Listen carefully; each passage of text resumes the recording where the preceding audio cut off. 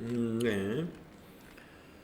자, 이번 시간에는 우리가 앞 시간에서 우리 자본의 분류를 공부하다가 시간이 다 되었습니다. 그래서 자본의 분류에서 자본잉여금에 있는 개정 과목 요 세 개, 자본잉여금에는 주식발행 초과금, 자기주식 처분이익, 감자차익이 포함이 된다 하는 거 여러분 잘 정리해 둬야 되고요. 자, 이제 자본 조정에 대한 법인의 자본에는 또 자본 조정으로 분류되는 것이 있어요. 개정 과목을 먼저 보면은 자본 조정에 해당되는 개정 과목은 자기주식, 주식 할인 발행 차금, 주식 선택권, 출자 전환 채무, 감자 차손, 그리고 자기주식 처분 손실. 위에 있는 자본 잉여금에 비해서는 지금 얘가 너무 많이 있어요. 그래서 여러분들 여기 있는 거 뭐 6개를 다 정리해 두면, 기억해 두면 참 좋겠지만 이 6개 중에서도 꼭 기억을 해줬으면 하는 게 요 자기주식, 그 다음에 주식 할인 발행 차금, 감자 차손, 자기주식 처분 손실, 요 4개는 자주 나오니까. 그러니까 주식 선택권이라든가 출자 전환 채무라든가 이런 개정 과목은 FAT 1급에서는 거의 안 나옵니다. 안 나오니까 자기주식, 주식 할인 발행 차금, 감자차손, 자기주식 처분 손실, 이 4개는 그래도 자주 나오는 편입니다. 자, 그런데 이 4개는 쉬운 게 뭐냐면은 우리가 앞 시간에서 자기주식 처분 이익이라는 것은 자본 잉여금입니다라는 거 우리 배웠단 말이에요.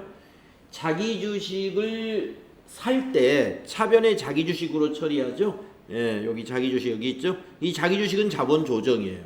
그런데 그 자기주식을 팔면 매입한 가격보다 더 낮은 가격으로 팔면 이게 발생하죠. 자기주식 처분 손실이 있습니다. 그래서 이 자기주식 처분 이익하고 이 자본 조정에 있는 자기주식 처분 손실은 서로 상대적인 개정 과목이에요. 상대적인 개정 과목. 기억하기가 쉽죠. 그 다음에 여기 자본잉여금에서 우리가 앞 시간에 감자 차익에 대해서 배웠단 말이에요. 그 반대가 감자 차손입니다. 감자 차손.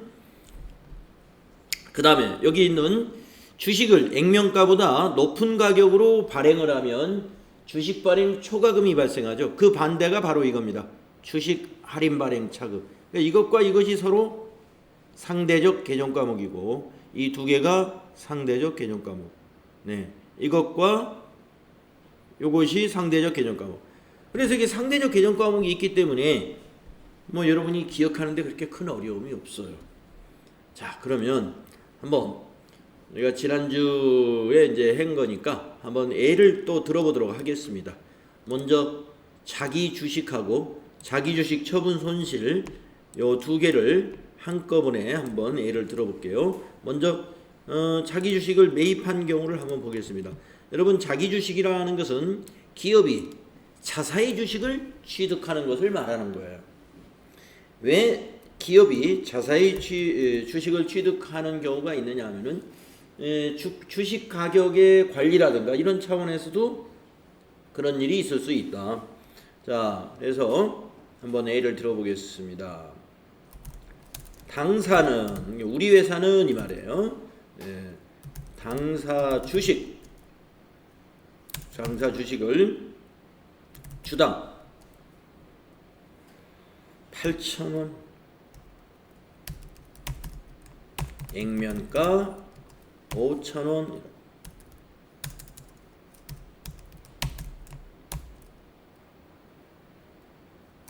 8,000원에 100주를 취득하였다라고 보고했습니다. 자, 우리 회사 주식을 샀어요. 우리 회사가. 그러면 차변에 이게 자산이 증가하는 게 아니라 자본이 감소합니다. 자기 주식.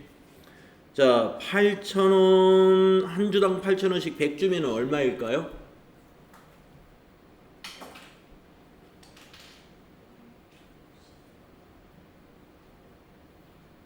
80만 원이죠. 자기 주식 80만 원. 자, 대변은 이거 현금으로 취득했다고 하죠. 현금으로 취득했다.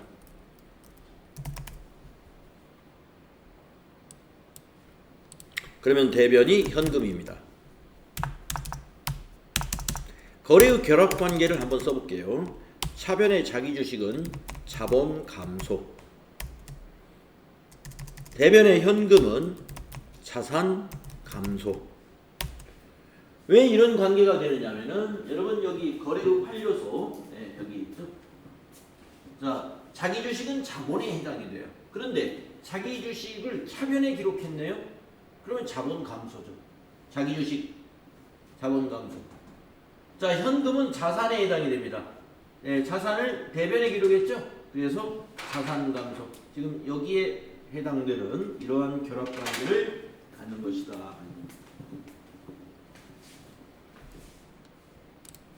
화면이 가려졌고. 자, 그래서 자기 주식은 자본에 해당이 되는데 자본 중에 어디에 해당돼요? 자본 조정. 자본 조정에 해당되는 겁니다. 자기 주식은 자본 조정이다. 현금은 자산이다. 그래서 현금을 주고 샀기 때문에 현금이 감소하죠. 그래서 대변에 적는 거고요. 바로 자산의 감소, 그리고 자본이 감소합니다.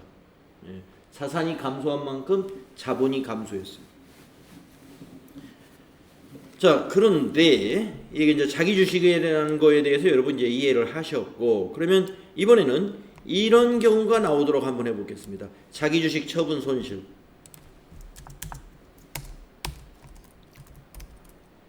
보유 중인 자사의 주식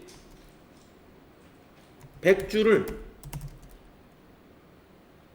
100주, 근데 이게 취득 금액이 8,000원에 샀던 거예요.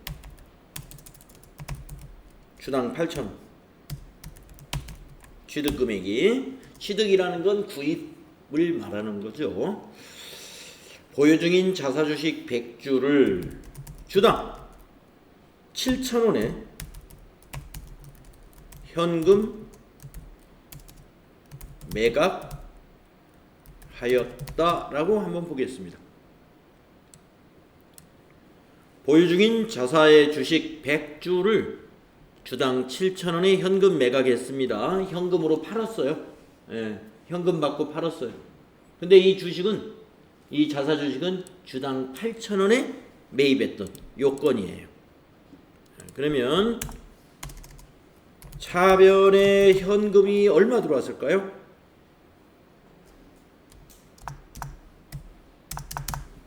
계산 자꾸 해야 돼요. 70만 원 들어왔죠?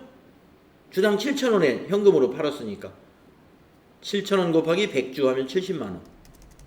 자, 대변에 자기 주식이 대변에 가야죠. 취득했을 때 차변에 적었으니까 팔면 대변에 가야 돼. 이게 다시 이게 주주들한테 갔어요. 자기 주식이. 이게 얼마에 취득한 거냐면 8,000원에 80만 원에 산 거예요. 80만 원에.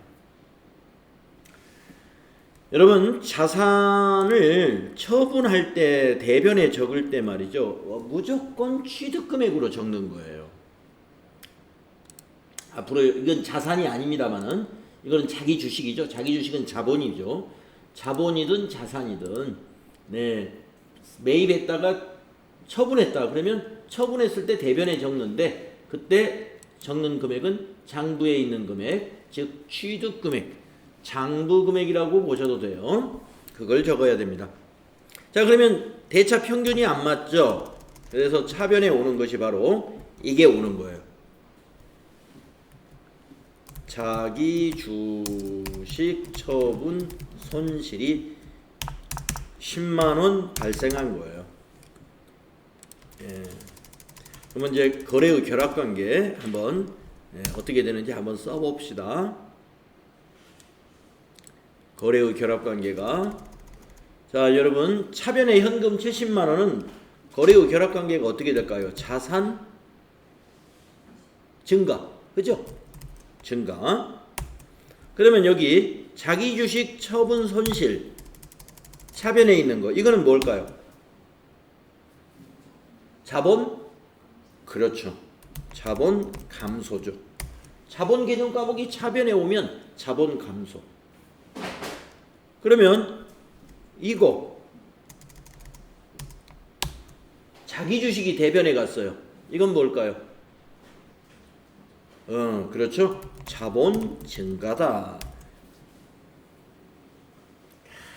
어렵죠? 네, 알아야 돼요. 자본 증가입니다. 자, 왜냐? 자기 주식이 뭐예요? 자기 주식이 자본 조정이죠. 자본 조정. 자, 자본 조정인데 대변에 갔어요. 자본은 대변에서 증가합니다. 그러니까 이거는 자본이 증가하고. 자, 자기 주식 처분 손실 자본이에요. 자본 조정에 해당되는 자본. 차변에 와 있어요. 자본 감소다. 현금 자산입니다. 차변에 있어요. 자산 증가. 자, 그러면 만약에 이 문제에서 이렇게 질문을 할 수가 있어요. 이 회계 처리를 가지고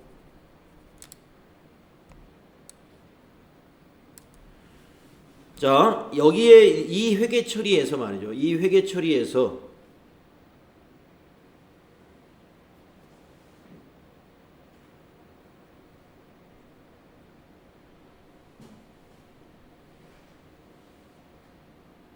총 자본에 어떤 변화가 있을까요? 네. 총 자본에 어떤 변화가 있을까요?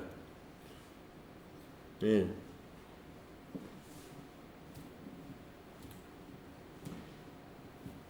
주에서 총 자본에 어떤 변화가 있다고 얘기할 수 있을까요?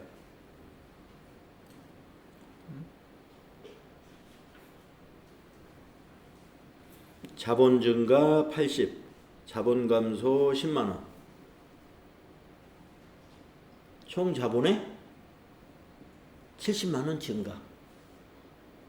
맞죠? 예. 여기서 80만 원 증가했고 10만 원 감소했으니까 두 개를 퉁치면 총 자본에 어떤 영향이 있느냐? 예. 70만 원 증가했다. 예. 총 자산에는 70만 원 증가. 예. 그래서 이 거래는 자본이 70만 원 증가하고 그만큼 자산이 70만 원 증가한 그런 거래라고 볼 수가 있죠. 예. 그런 거래라고 우리가 볼 수 있다. 자, 그러면 자기 주식 처분 손실이 이런 어떤 경우에 발생하는지 여러분 이제 아시게 됐습니다. 자, 그러면 또 뭐를 해보냐면 이걸 한번 해보겠습니다. 주식 할인 발행 차금이라는 거. 이 개정 과목은 어느 경우에 나오느냐 이거예요. 주식 할인 발행 차금은 아까 말씀드렸죠. 여기 있는 자본 잉여금에 있는 주식 발행 초과금하고 서로 상대적인 성격을 가진 것이다. 자, 그러면 이런 경우입니다. 주식을 액면가보다 낮게 발행하면 저런 개정 과목이 나타나요. 예를 들어서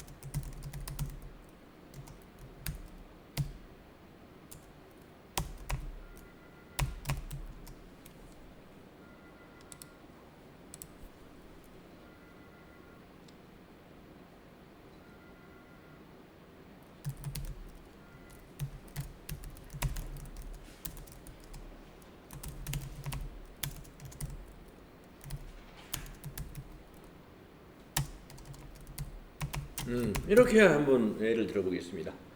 당사는 유상증자를 결정하고 액면가 5,000원인 주식 100주를 주당 4,000원에 현금 발행하였다. 네.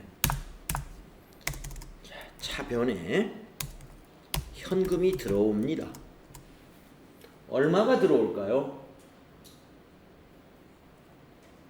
얼마가 들어올까요? 현금 40만 원이죠?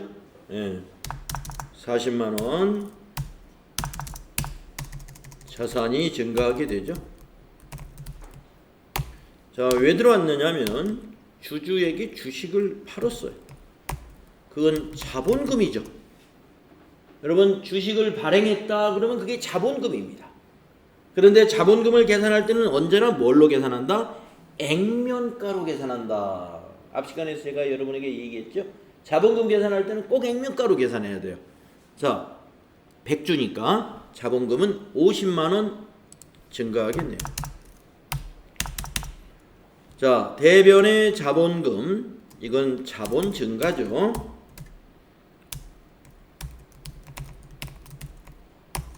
자, 그러면 10만 원이 부족해요. 차변이. 이게 바로 주식 할인 발행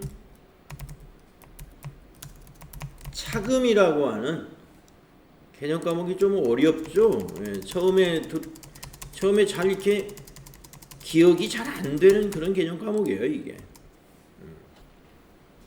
주식 할인 발행 차금, 이것이 10만 원이 되는 겁니다. 주식 할인 발행 차금은 자본 조정에 해당되는 자본입니다. 그래서 차변에 왔으니까 자본 감소. 예, 주식 할인 발행 차금은 자본에 해당돼요. 무엇으로 분류돼요? 자본 조정으로. 그래서 이 주식 발행 초과금하고 서로 반대 개념이다, 이런 얘기입니다. 만약에 액면가 5,000원인 주식을 6,000원에 현금 발행했다 그러면은 대변에 주식 발행 초과금이 나타나요. 10만 원이. 그런데 지금은 4,000원에 발행했어요. 한 주당 1,000원씩 100주를 발행했으니까 한 주당 1,000원씩이니까 100주니까 10만 원. 10만 원에 주식 할인 발행 차금이 차변에 오면서 자본 감소가 일어납니다. 그래서 이 거래도 실질적인 총 자본에 어떤 영향을 미치느냐 하면은 총 자본은 40만 원 증가했죠. 여기 50 증가하고 여기 10만 원 감소했기 때문에 총 자본은 40만 원 증가했다. 이런 우리가 계산도 할 수 있겠죠. 자, 이번에는 우리가 앞 시간에서 감자 차익에 대한 예를 제가 여러분에게 해드렸는데, 또 그것도 이제 이번에는 감자 차손, 이 두 개가 서로 상대적 개념 과목이에요. 감자 차손은 언제 나오느냐? 이럴 때 나온다고 그랬죠. 감자, 지금 방금 한 거는 증자, 지금 방금 우리 주식 할인 발행 차금 나온 거, 이건 증자고, 이제 이번에는 감자를 한번 해보겠습니다.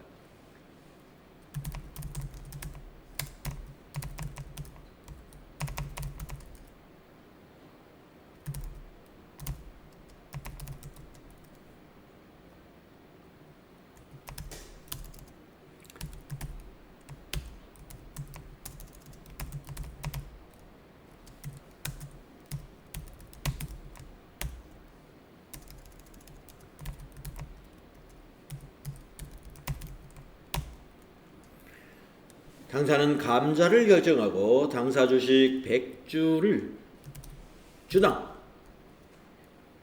7,000원에 현금으로 매입하여 소각하였다. 이것을 우리가 유상감자다, 이런 표현을 합니다. 유상감자. 돈을 주고 사서 소각했다 해서 유상감자. 무상감자도 있다고 그랬어요. 무상감자는 주주들한테 그냥 알리는 거예요. 그래서 장부에서 다 주식을 장부상으로 털어버려요.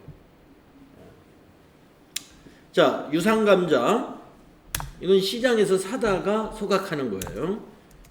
이때 유상감자 시에 감자 차익이 나올 수도 있고 감자 차손이 나올 수도 있는데, 감자 차손은 자본 조정에 해당이 된다, 이겁니다. 자, 그러면 한번 분개를 한번 해볼게요. 자, 우선 주식이 지금 불태워졌습니다. 예, 주식이 불태워지면요 차변에 자본금이 그 소각된 양만큼 자본금이 감소해요. 자, 몇 주를 불태웠냐면 100주를 불태웠어요.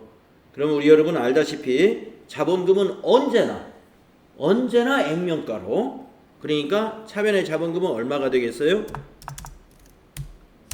그렇죠. 50만 원이 되겠죠. 언제나 액면가로 계산합니다. 자, 대변을 보겠습니다. 이 주식 100주를 살 때 얼마 주고 샀어요? 현금으로? 예, 70만 원 주고 샀어요. 그래서 대변의 현금 70만 원. 그래서 여기까지 거래 관계를 쓰면은 이거는 이제 자본 감소죠. 자본이 차변에 왔으니까. 자, 자산이 대변에 갔어요. 자산 감소죠. 예. 자, 차변이 20만 원 부족해요. 이게 바로 감자 차손이에요. 이게 아이고. 감자 차손 20만 원. 감자 차손은 자본에 해당이 돼요. 그 중에 자본 조정. 차변에 왔으니까 자본 감소. 네. 그래서 이 거래는 자본 총액에 어떤 영향을 미쳤습니까? 그러면 자본 총액에 70만 원 감소했다. 자본 총액이. 자본금 50만 원과 감자차손 20만 원. 그래서 70만 원의 자본이 감소했고 자산도 감소했어요. 70만 원. 그래서 여러분 거래가 성립이 되죠? 이렇게 자본 감소, 자산 감소는 차변 요소와 대변 요소로 성립이 되는 거예요. 네.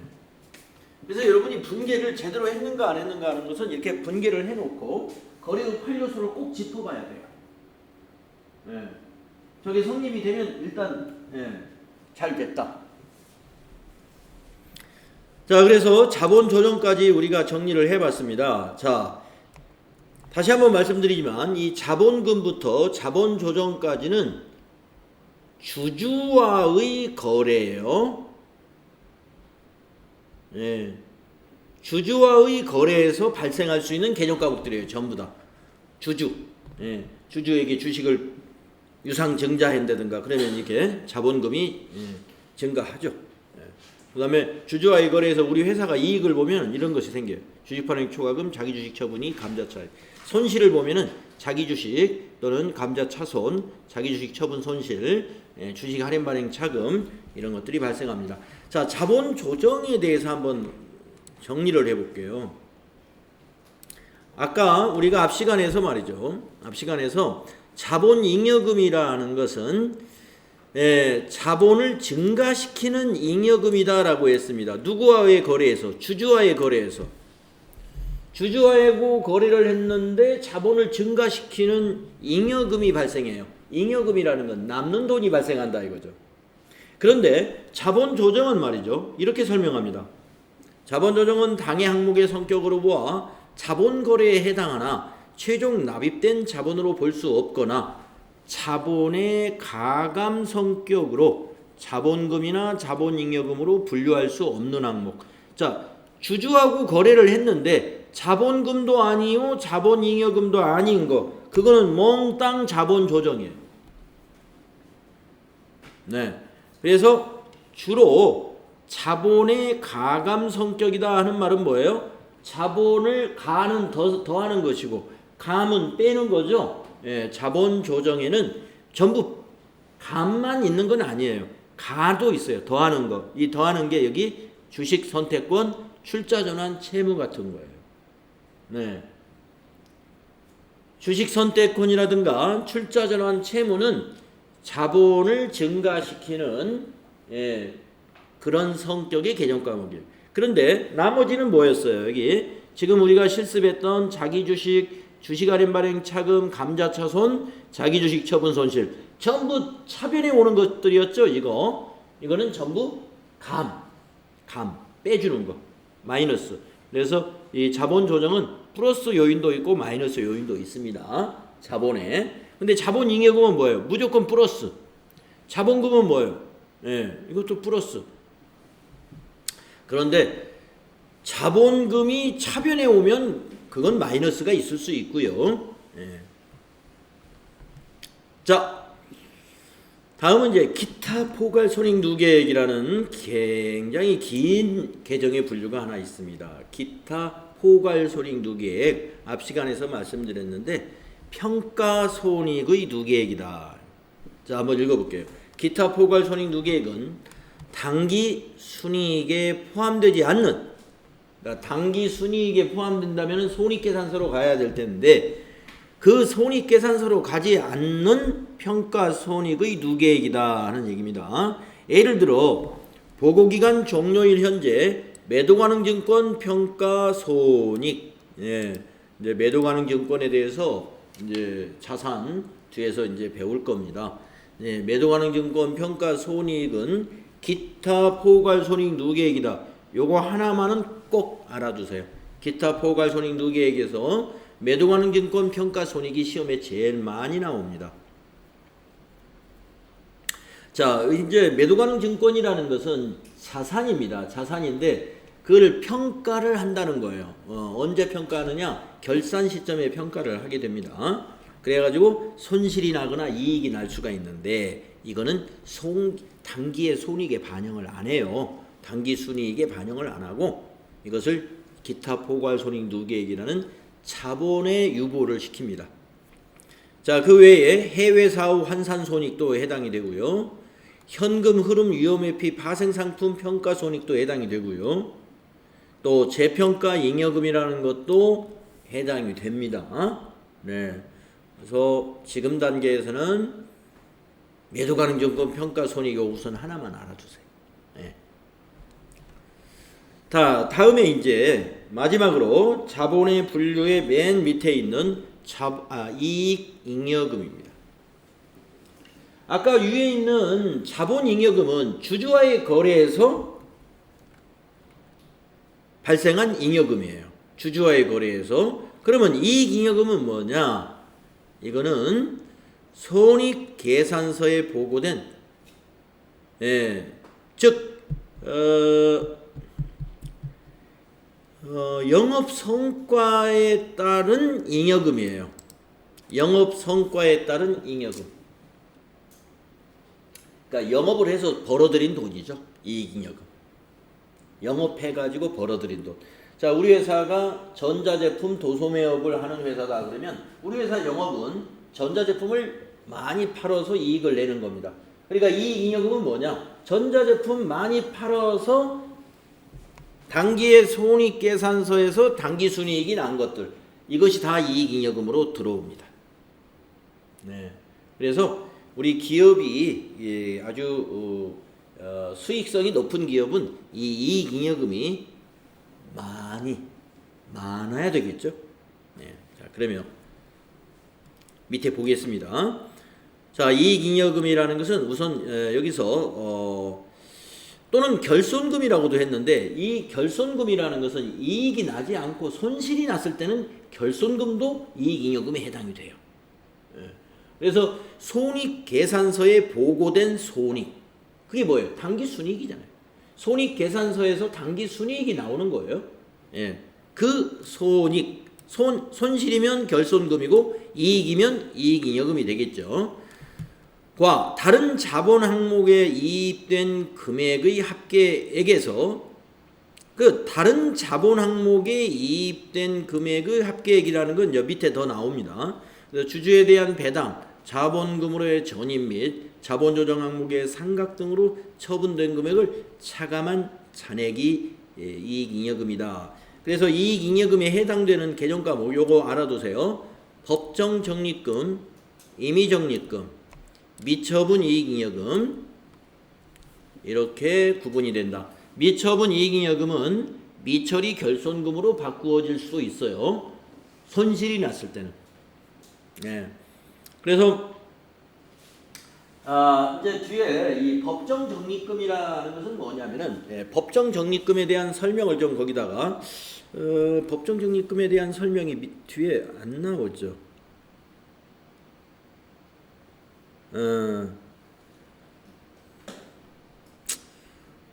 뒤에 나중에 뒤에 설명이 어디엔가 나오는데 이왕에 지금 법정 적립금이 무엇인지 좀 설명을 좀 해드릴게요. 자, 여러분 법에서 정한 이 말이죠. 그러니까 법정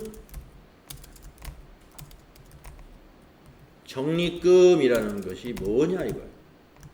법정 적립금. 이거는 우리 이익 준비금이라고 하는 것이 법정 적립금에 해당이 돼요. 이익 준비금. 그러면 자, 같은 말인데 그러면 이건 뭐냐면은 상법이라고 하는 법이 있어요. 상법. 상법에서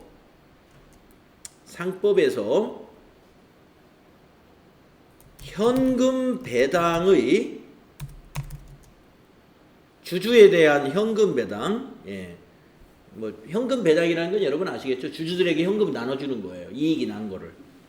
그래서 상법에서 현금 배당의 10% 이상을 자본금의 50%에 달할 50%에 달할 때까지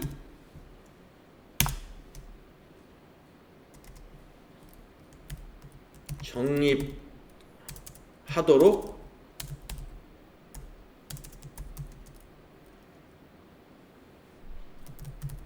하고 있습니다. 자, 상법에서 말이죠.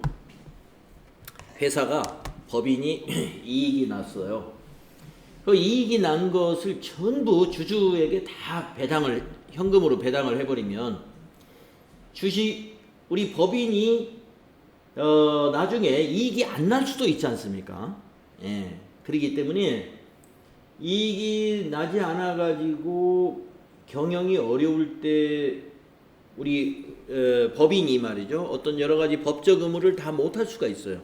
그렇기 때문에 현금 배당을 하는 금액의 10%씩 떼어놓는 거예요. 반드시 10% 이상을 자본금의 50%에 달할 때까지는 적립해라라고 상법에서 이걸 규정하고 있습니다. 그래서 우리가 좀 기업을 안정적으로 또는 법인의 의무를 잘 수행할 수 있도록 한다. 그런 준비금이라고 보시면 돼요. 이익 준비금. 이익을 낸 것을 가지고 여러 가지 준비를 해라. 자, 법정 적립금이 그겁니다. 그러면은 임의 적립금은 뭘까요?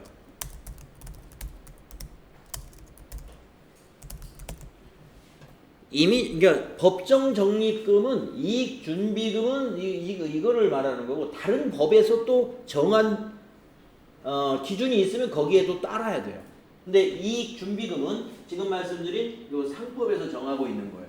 현금 배당이 10% 이상 적립하라 하는 거 거기에 따라야 되고요. 임의 적립금이라는 것은 기업이 임의적으로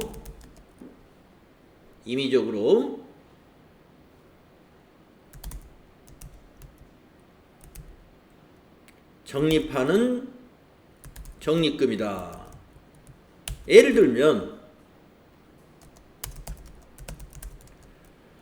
신공장 건설 적립금, 뭐 해외 투자 뭐 적립금, 뭐 이런 식으로 우리 기업의 장래를 위해서 이익이 난 것을 전부 배당하지 않고 어떤 목적을 가지고 적립하는 것을 임의 적립금이라고 합니다.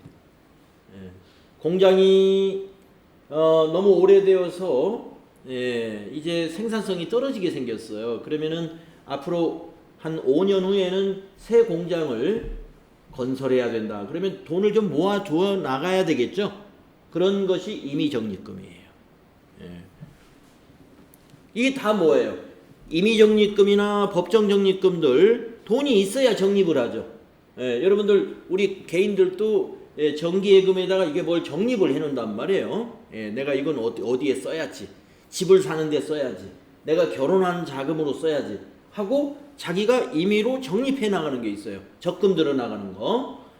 그게 뭐예요? 돈이 있어야 적금을 하죠.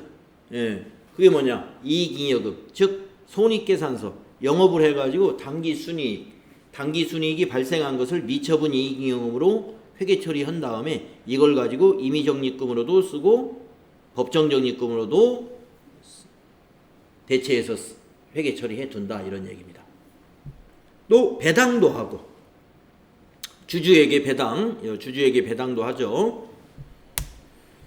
자, 그래서 좀 뭐 여러분이 아직 그 회계의 개념을 파악하는 단계입니다만은 그럼에도 불구하고 여기 앞부분에서 자본의 분류가 아주 상세히 나왔기 때문에 좀 설명을 자세히 했습니다. 뒤에서도 이보다 자세히 설명할 게 그렇게 많지 않아요. 왜냐하면 자본은 많이 나오지 않습니다. 그래서 이 기회에 제가 아주 상세히 말씀을 드렸어요. 자, 자본의 분류 여러분 암기를 해야 되는데 우선 5가지로 자본은 자본금, 자본잉여금, 자본조정, 기타 포괄손익, 이익잉여금 이렇게 5개로 분류가 된다는 것부터 정리하시고, 자본금에는 보통주 자본금과 우선주 자본금이 있고, 자본잉여금에는 주식발행초과금, 자기주식처분이 감자차익이 있고, 자본조정에는 자기주식, 주식할인발행차금, 감자차손, 자기주식 처분손실 등이 있고, 기타 포괄손익 누계액에는 매도가능증권 평가손익이 있고, 이익잉여금에는 법정적립금, 임의적립금, 미처분 이익여금 또는 미처리 결손금 등으로 구분이 된다.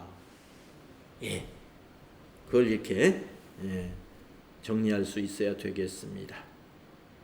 자, 이제 그 밑에 자, 우리가 이제 자본을 봤는데 이건 뭐냐? 자산과 부채의 총액 표시.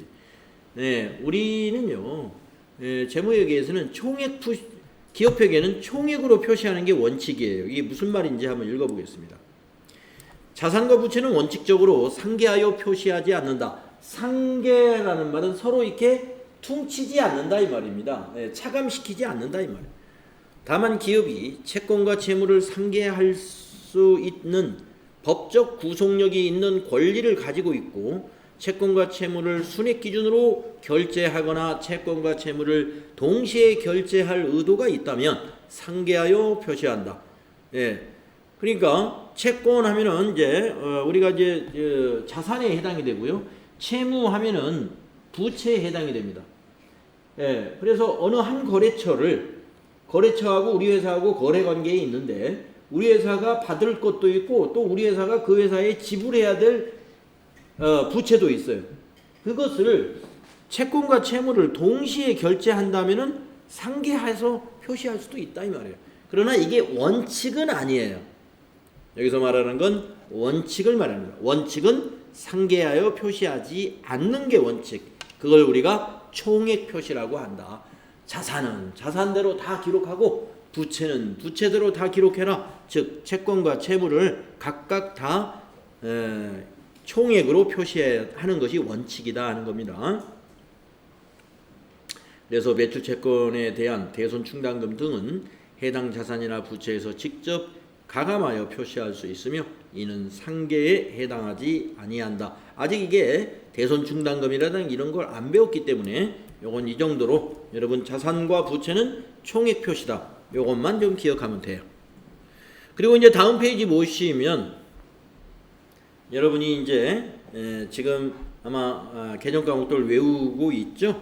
그래서 자, 개정 과목 자산에 대해서 외울 때는 유동자산과 비유동자산으로 구분해 가지고, 그죠?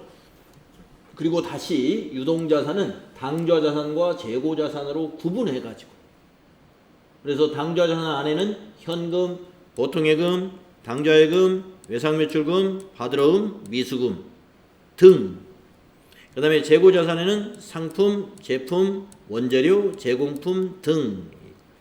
그 다음에 이제 비유동자산을 외울 때는 이렇게 네 가지로 분류해서 비유동자산은 투자자산, 유형자산, 무형자산, 기타 비유동자산으로 분류하는데 투자자산은 뭐냐? 장기성 예금이라든가 장기대여금이라든가 투자부동산이 여기에 해당이 되고 유형자산이라는 건 뭐냐? 토지, 건물, 구축물, 기계장치, 비품, 건설 중인 자산이라는 개정 과목이 있고 무형자산은 뭐가 있느냐? 영업권, 산업재산권, 개발비, 소프트웨어 같은 개정 과목이 있다.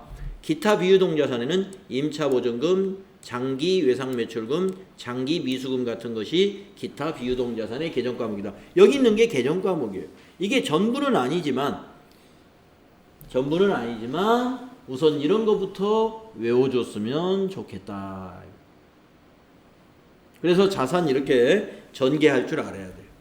그 다음에 부채는 어떻게 전개하느냐? 부채는 유동부채와 비유동부채 이렇게 두 개로만 구분해서 아시면 돼요. 그래서 유동부채는 외상매입금, 지급어음, 미지급금, 예수금, 선수금 등이 있고 비유동부채에는 장기차입금, 장기미지급금, 사채 이런 개정 과목들이 있다. 그렇게 외우시면 돼요. 자, 자본은 우리가 앞에서 정리했죠. 자본금, 자본잉여금, 자본조정, 기타 포괄손익 2개, 이익잉여금으로 5가지로 나누어지는데 자본금은 보통주와 우선주가 있고 자본잉여금에는 주식발행 초과금, 감자차익, 자기주식 처분이익이 있고 자본조정에는 주식할인발행차금, 감자차손, 자기주식 처분손실 등이 있고 기타 포괄손익 2개에게는 매도가능증권, 평가손익 등이 있고 이익잉여금에는 법정적립금인 이익준비금, 임의적립금, 미처분 이익잉여금 등이 있다. 이렇게 암기해야 됩니다. 네, 여러분 잘 정리해 주세요. 자, 이제 손익계산서로 가보겠습니다. 지금까지는 이제 자산부채, 자본에 대한 것들을 이제 정리를 해봤고, 자, 손익계산서는 무엇이냐? 이것이죠. 일정 기간 동안 기업의 경영성과, 경영성과에 대한 정보를 제공하는 재무제표가 바로 손익계산서입니다. 성과표예요. 성과표. 성적표라고도 볼 수 있죠. 그러니까 경영성과에 대한 정보를 제공해주는 재무제표가 뭐냐? 손익계산서. 그래서 손익계산서는 당해 회계기간의 경영성과를 나타낼 뿐만 아니라 기업의 미래 현금 흐름과 수익 창출 능력 등의 예측에 유용한 정보를 제공한다 이랬습니다. 그래서 우리가 이익이 많이 나는 기업은 미래 현금 흐름이 굉장히 좋겠죠. 금년에 이익이 많이 났으면 차기에 현금 사정이 좋을 거 아니겠습니까? 그래서 미래 현금의 흐름이라든가 또 수익 창출 능력 이런 것들을 예측해 볼 수 있는 것이 바로 손익계산서라는 재무제표다 이런 얘기입니다. 그래서 우리가 손익계산서는 말이죠. 우리가 앞에서 연습할 때는 이게 T계정으로 손익계산서 만들었던 걸 기억나시죠? 그래서 이쪽에다가 대변에 수익 적고 차변에다가 비용 쭉 적어서 수익이 더 크면 여기 당기순이익 10만원 이렇게 우리 계산했던 거 기억나죠? 이거는 약식의 손익계산서예요. 그래서 우리가 이제 여기서는 말하는 손익계산서 기본 구조 이거는 반드시 외워야 됩니다. 자, 손익계산서는 다음과 같이 구분하여 표시한다. 다만 제조업, 판매업 및 건설업 외의 업종에 속하는 기업은 매출 총 손익의 구분 표시를 생략할 수 있다. 근데 우리가 시험에 나오는 회사는 제조업 또는 판매업에 해당이 되는 기업이에요. 그러니까 이 구조로 손익계산서를 만들게 됩니다. 자, 다음 페이지 보시면 이 손익계산서의 구조가 나와 있어요. 자, 손익계산서의 구조. 자, 옆에다 숫자를 넣어서 한번 예를 들어보겠습니다. 자, 옆에다 한번 숫자를 한번 넣어볼까요? 자, 매출액이 10만원이라고 보겠습니다. 매출액이 10만원. 1년 내 판매한 거. 10만원어치 팔았어요. 자, 2번 매출원가를 뺀다고 그랬죠? 자, 매출원가라는 건 뭐냐면은 그 매출액에 해당되는 것의 원가예요. 그래서 제조업이면 제조원가가 매출원가가 되고 도소매업이면 상품을 매입해 온 것이 매출원가입니다. 자, 이게 4만 원이 원가였어요. 4만 원에 사다가 10만 원에 팔았다는 얘기죠. 자, 그러면 빼야 되죠? 예, 매출 총이익은 얼마가 돼요? 예, 6만 원의 매출 총이익이 발생하죠. 네. 자, 이제 거기에서 판매비와 관리비를 뺄 겁니다. 그러면 판매비와 관리비라는 건 뭐냐? 이제 뒤에서 배울 건데요. 판매 사원들의 월급이라든가 또는 뭐 회계팀의 월급이라든가 이 판매 활동과 관리 활동에 들어가는 모든 비용이 판매비와 관리비예요. 가게가 있으면 가게 임대료도 내야 되고, 그렇죠? 예, 가게 운영비를 내야 되죠. 그런 것들이 전부 판매비와 관리비입니다. 자, 그래서 판매비와 관리비가 우리 회사가 2만 원이 들어갔어요. 2만 원이.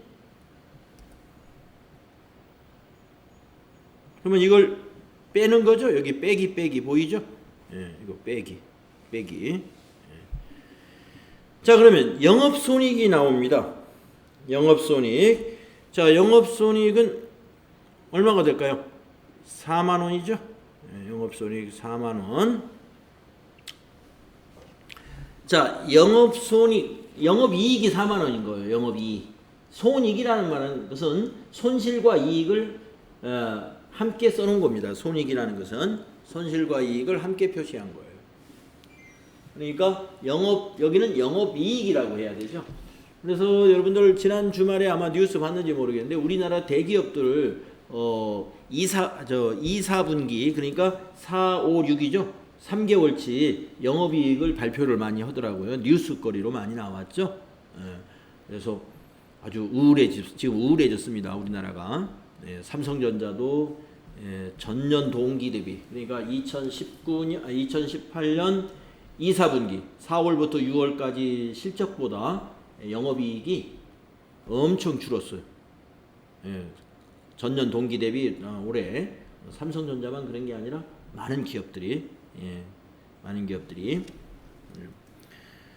자, 그래서 이제 영업손익이 영업이익이 4만 원 나옵니다. 그러면 여기 더하는 게 있죠. 더하는 게 뭐냐면 영업의 수익은 더합니다. 영업의 수익이라는 건 뭐냐? 영업 외적으로 벌어들인 돈이에요. 영업 외적으로 벌어들인 돈은 예를 들면은 우리 회사가 보유하고 있던 토지를 처분해 가지고 이익을 벗대든가, 네. 아니면 우리 회사가 가지고 있던 건물을 처분해 가지고 이익이 발생했다든가 이런 것들이 영업 외적인 거예요. 예. 영업과 관련 없이 이익을 본 거. 아니면 예금을 해놓고 이자가 붙어야되든가 이런 겁니다. 그래서 영업의 이익이 1,000원 있었다고 볼까요? 1,000원. 1,000원. 또 영업의 비용은 빼줘요. 영업의 비용은 뭐냐?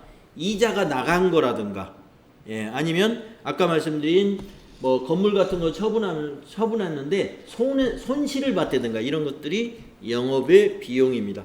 자, 영업의 비용은 없다고 보겠습니다. 없어요. 자, 그러면 이제 법인세 차감 전 이익은 얼마가 되느냐? 41,000원이 되겠죠? 41,000원. 41,000원. 거기에서 빼기 법인세를 빼줍니다. 법인세라는 건 법인이 내는 세금이에요. 법인이 내는 세금. 자, 이익이 조금 내면은 세율도 적어요. 자, 그래서 한 10%가 세율이라고 보겠습니다. 그러면 41,000원의 10% 그냥 4,000원이라고 하겠습니다. 4,000원이 세금. 법인세예요. 4,000원이에요. 동그라미 하나 더. 자, 그러면 당기순이익은 41,000원에서 법인세 비용 차감 전 순이익에서 법인세 비용 4,000원을 빼야 됩니다. 그럼 얼마일까요? 당기순이익이 37,000원이죠? 37,000원. 네. 이렇게 손익계산서는 이런 구조로 계산이 된다. 이거 반드시 외워야 됩니다. 여기 중간중간에 매출 총 손익을 어떻게 구하고 영업 손익은 어떻게 구해지고 법인세 차감전 순이익은 어떻게 구해지고 당기 순이익은 어떻게 구해지는지 이런 것을 정확히 알아라 이겁니다. 여러분 여기 손익이라는 말은 손실과 이익을 합한 거기 때문에 이거는 이익입니다. 매출 총이익이라고 해야 되고 이거는 영업이익이라고 해야 되고 여기도 법인세 비용 차감전 순이익이라고 해야 되고 여기는 당기 순이익 이렇게 보게 되죠. 그래서 10만원어치 팔아가지고 당기 순이익 37,000원을 벌 수 있다 그러면 아주 좋은 성적표가 되겠네요. 그죠?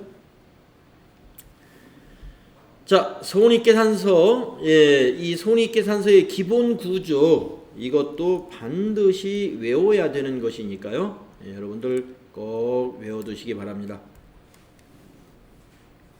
그래서 손익계산서의 세부 항목 지금 쭉 말씀드린 매출액이 무엇이고 매출원가는 무엇이고 판매비와 관리비는 무엇이며 영업의 수익은 무엇이고 영업의 비용이 무엇이고 법인세 비용이 무엇이다 하는 거 여기서 설명 나왔는데 제가 아까 쓰면서 다 설명드린 거예요. 그래서 이제 손익계산서에 해당되는 계정 과목은 뭐냐? 여러분 알다시피 수익과 비용이 손익계산서 계정입니다. 그러면 수익에 해당되는 계정은 어디 있느냐? 자 보세요. 간단해요. 수익은 매출액하고 상품 매출, 제품 매출 이런 계정 과목. 그 다음에 영업의 수익으로서 이자 수익, 배당금 수익, 임대료, 단기매매증권 평가이익 이런 것들이 수익입니다. 이게 수익 계정 과목들이에요. 비용을 볼까요? 비용은 우선 매출원가가 가장 큰 비용이에요. 상품 매출원가, 제품 매출원가 이런 거. 그 다음에 판매비와 관리비가 굉장히 개념 과목이 많아요. 급여, 복리후생비, 여비교통비, 접대비, 통신비, 임차료 이런 것 등이 판매비와 관리비입니다. 또 비용 중에 영업의 비용도 있어요. 이자 비용, 기부금, 단기매매증권 평가손실, 수수료 비용 이런 것들은 영업 외적인 비용. 또 법인세 비용도 있어요. 아까 법인세 10% 냈다고 그랬죠. 법인세 이것도 비용이다. 그래서 결국에 총수익과 수익 이거를 더하고 총비용 요거를 더해서 빼주면 그게 당기순이익이 되는 거예요. 그래서 T계정으로 적을 때 우리가 이 T계정으로 손익계산서를 표시할 때 요 수익을 이 수익이 이쪽으로 오고 대변으로 오고 여기 있는 비용은 여기 차변에 비용을 적죠. 이렇게 T계정으로 손익계산서를 구성할 수도 있는데 이거는 뭐 기본적으로 여러분 알아두셔야 되겠지만 이거보다도 이제 그 다음에 바로 이 구조를 빨리 또 외워야 되겠다 하는 겁니다. 자, 계정 과목들도요. 우선 여기 있는 것부터 외우는 노력을 좀 해주셔야 돼요. 자, 그러면 이제 재무제표의 현금 흐름표는 무엇인가를 보겠습니다. 자, 현금 흐름표는 앞에서 제가 한번 말씀을 드렸었는데 우리 작성하는 거라든가 이런 건 배우지 않을 거예요. 그러나 현금 흐름표가 어떤 것인가 이 정도는 알아야 되겠어요. 그래서 현금 흐름표는 일정 기간 동안 기업의 현금 유입과 현금 유출에 대한 정보를 제공하는 재무제표이다. 그럼 어떻게 만드느냐? 뭐 구체적으로 만드는 것은 모르더라도 이 정도는 알아야 돼요. 영업 활동에 해당되는 현금의 유입과 유출, 또 투자 활동에 관한 현금 유입과 유출, 그 다음에 마지막으로 재무 활동. 그래서 현금 흐름표는 이렇게 세 가지로 구분해서 작성한다는 것을 기억을 좀 해주세요. 영업 활동, 투자 활동, 재무 활동. 그 정도만 알면 돼요. 현금 흐름표에서는. 자, 그 다음 페이지 보시면 이제 자본 변동표. 자본 변동표도 재무제표라고 그랬죠. 자, 자본 변동표도 요것만 알아두시면 돼요. 자본 변동표는 기업의 자본의 크기와 그 변동에 관한 정보를 제공하는 재무제표를 자본 변동표라고 한다. 전기 대비 단기에 어떻게 변했는가? 아까 계정 과목 자본의 분류 5가지로 분류하는 거 있죠? 그 기준으로 비교를 하면 돼요. 자본변동표라는 재무제표가 있다는 거. 그 다음에 마지막으로 주석. 주석이라는 재무제표는 뭐냐? 재무제표 본문에 표시된, 여기서 본문이라는 것은 주로 손익계산서와 재무상태표에 있는 내용이 주로 주된 내용이 되겠습니다. 재무제표 본문에 표시된 정보를 이해하는 데 도움이 되는 추가적 정보를 설명하는 것을 말한다. 그래서 재무제표 본문에다가 주석 번호를 붙여요. 그래가지고 그 번호를 표시해 놓고 거기에 대한 세부적인 자료를 제시해 주는 것을 우리가 주석이라고 합니다. 네, 주석. 그래서 재무제표의 종류 5가지, 재무제표 종류 5가지, 여러분 외워두시라 그랬는데, 재무제표의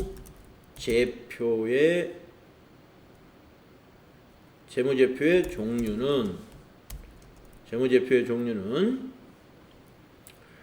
제일 먼저 재무상태표, 손익계산서, 현금흐름표, 자본변동표, 주석, 이렇게 5가지가 있다는 거 우리 알아둡시다. 우리는 주로 요 2가지에 대해서 중점적으로 실습과 학습이 이루어진다. 이렇게 보시면 되겠습니다. 자, 그러면 여러분 10분간 쉬었다가 이제 우리가 지금까지 제1장을 마쳤는데 제1장에서 공부한 내용을 한번 문제풀이를 통해서 복습을 하고 제2장으로 넘어가 보도록 하겠습니다.